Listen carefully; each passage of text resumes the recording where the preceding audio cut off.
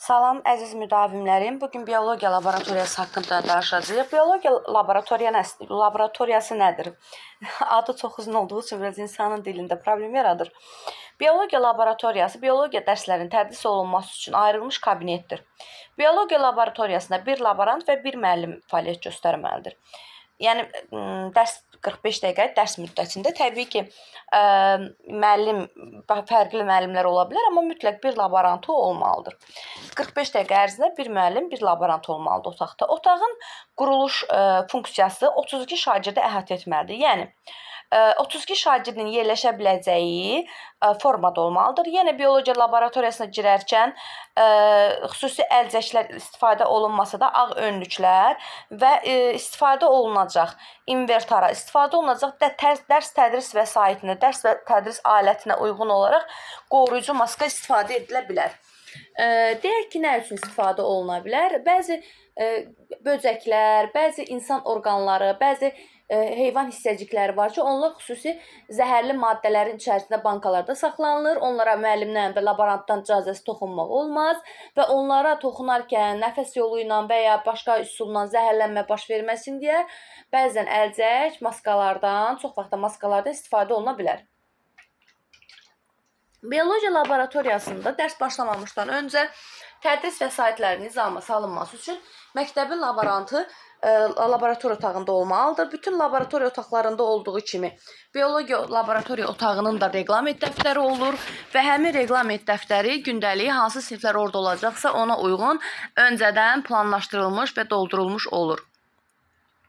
Eyni zamanda biologiya laboratoriyasında plakatlar, ışıq mikroskopları, adi lupalar, mikroskopik preparatlar, kolbalar, bitki, heyvan orqanları, hissəcikləri, maketlər, plastikdən və ya sümükdən hazırlanmış insan skeletləri, plastikdən və ya sümükdən istehsal edilmiş insan orqanları, daha sonra elektrik və belə deyək, qaz paylayıcı sistemlər, kimyəvi maddələr, hansı ki biz orada fotosintez başa salacağıqsa və ya soğan, ən məşhur olan soğan dərisinin üzərinə preparat tökülərək orada hüceyrələrə görəcəksə, lazım olan maddələr də orada yerləşdirilməlidir.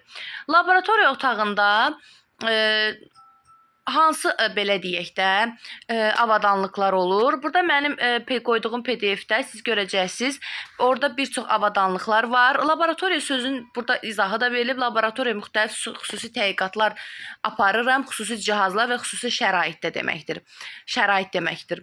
Laboratoriya avadanlıqları nəyə kömək edir? Bitkilərin, insanların, biologiya laboratoriyasına gedirəm, burada söhbət. Bitkilərin, insanların həyat fəaliyyətləri, onların çoxalması, böyüməsi, bölünməsi, yaşama funksiyaları, nəfəs funksiyaları, orqanların funksiyalarını öyrənmək üçün istifadə olunur. Biologiya laboratoriyasında olması vacib olan, ən vacib olan elementlərdən, əşyalardan biri də mikroskopdur. Mikroskop ilk dəfə belə deyək də 17-ci əsrdə hazırlanmışdır. O zaman onun böyüdülmə ölçüsü 270 idi, amma müasir işıq mikroskopları 3600 dəfəyə qədər böyüyür. Daha doğrusu böyüdür. Lupa isə ən sadə böyüdücü mexanizmdir. İlk kəşf olunan, istifadə olunan şüşədir, xüsusi böyüdücü şüşədir. 2,5 dəfəyə qədər böyüdə bilir. İstifadə olunan mikroskopların hissələri var. Məsələn, baxış borusu tobus, baxış borusunun ucuna bərkidilmiş böyüdücü şüşə okulyar, tubusun aşağısına yerləşən bir neçə kiçik hissəciklər obyektiv və sair vilaxır. Vint, üzərində olan vint və sair vilaxır. Bunlar da hamısı PDF-də öz qeydini tapır. Ekranı tutaraq, donduraraq qeydləri götürə bilərsiniz. Burada geniş formada verilib. Bundan başqa lupa mikroskopdan başqa lanset, pipet, dişsiz pipet kimi bəzi orqanlar da biologiya laboratoriyasında öz yerini tutur. Biologiya laboratoriyası haqqında məlumatımız bu qədər olsa bəsdir. Çünki biologiya laboratoriyası və ya biologiya laborantlığı üzrə vakansiya biologiya dərsindən mütəmadi asılı olaraq həmişə az olur. Yəni onun üçün də çox dərin bilgilər lazım deyil. Sadəcə ümumi fotosintez nədir? Biologiya, zoologiya, anatomiya nəydən bəhs edir? Sonra Bəzi biologiya, məsələn, insanın skeletində neçə sümük var, insanın əsas belə deyək, həyati orqanları hansılardır, hüceyrə hansı bölünmə yolu ilə çoxala bilər, mioz, mitoz, amitoz və s. mikroskopun hissələri, avadanlıqlar, bioloji laboratoriyada istifadə olunan avadanlıqlar, biologiya elminin əsasını kim qoyub, belə. Daha sonra zoologiyada heç olmasa ən belə deyək, elementar canlılardan tutmuş, daha mürəkkəb canlılara qədər, məsələn, infizor tərlikdən başlayıb, heç olmayan Azərbaycanda yaşayan bir neçə heyvanların adını və ya heç olmasa fotosintez prosesini bilmək lazımdır. Daha sonra heyvanların hansı yollarla çoxaldığını, bala doğma, yumurtlama və ya və sair və laxır bunları ümumi anlayış olmalıdır. Anatomiyada isə yenə dediyim kimi insan haqqında heç olmasa minimum bilgiləri bilmək lazımdır.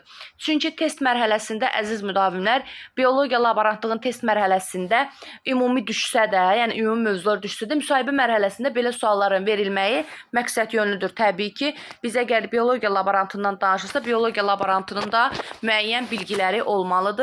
Dərs videosunun qısa olmağına baxmayın. Dərs videosunu durduraraq siz biologiya laboratoriyasında lazım olan avadanlıqların qeydini, siyahısını götürə bilərsiniz və ümumi bu anlayışları bilsəniz sizə bəs edəcək. İmtahanlarda uğurlar.